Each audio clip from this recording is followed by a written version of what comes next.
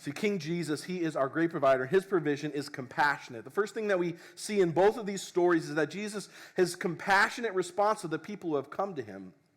In verse 14, he says he has compassion on them. Again, in 15:32, he says, I have compassion for these people.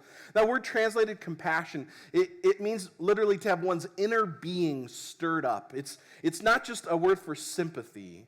It's a word for when your heart is moved towards something.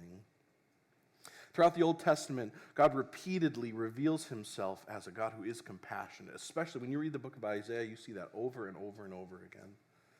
God is a God who is compassionate. That's what characterizes him. And repeatedly throughout Matthew's gospel, we see that compassion is something that characterizes the person and the work of Jesus. Earlier in Matthew 9, we saw Jesus being moved to compassion when he saw the great crowds who, he says, were like sheep without a shepherd. But the feeding of the 5,000 highlights Jesus' compassion even further, because what we see happen before this passage, the what he heard that drew him to a remote, desolate place, the reason why they were out in this solitary place is because Jesus' friend John the Baptist had just been brutally murdered by King Herod, beheaded at a party, no less. And so Jesus is filled with grief, and he moves to a remote area. And despite his own need for time to process his grief, he sees the needs of these crowds who have followed him in their hunger, in their sickness, and he is moved with compassion to meet their needs. And it's not out of his abundant strength or rested preparation that Jesus provides for them. It's in a moment of weakness and grief and sorrow that he's moved to compassion to meet the needs of those who have come to him. And I don't know about you, but I was really simultaneously, I think, convicted and encouraged by that this week. You see, I think the truth is that when I'm tired, I'm not marked by compassion.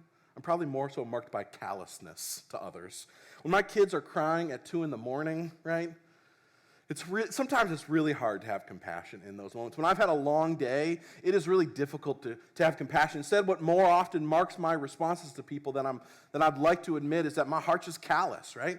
I just look to my own needs and the fact that I'm tired or that I need some rest. And now I'm not saying that we always need to serve people in moments of grief or sorrow or tiredness or whatever it is.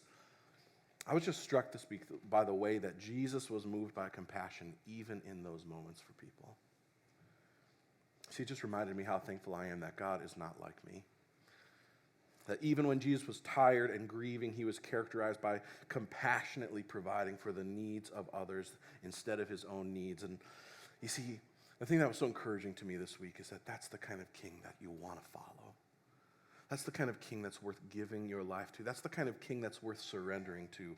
One that puts the needs of others before his own needs, even in moments of grief and sorrow. You see, his provision is not out of duty. It's not out of obligation. His provision is not begrudging. It's not dismissive. It's not just to kind of get people off his case. No, we see what Jesus is a great provider. His provision is compassionate. He's moved compassion for people.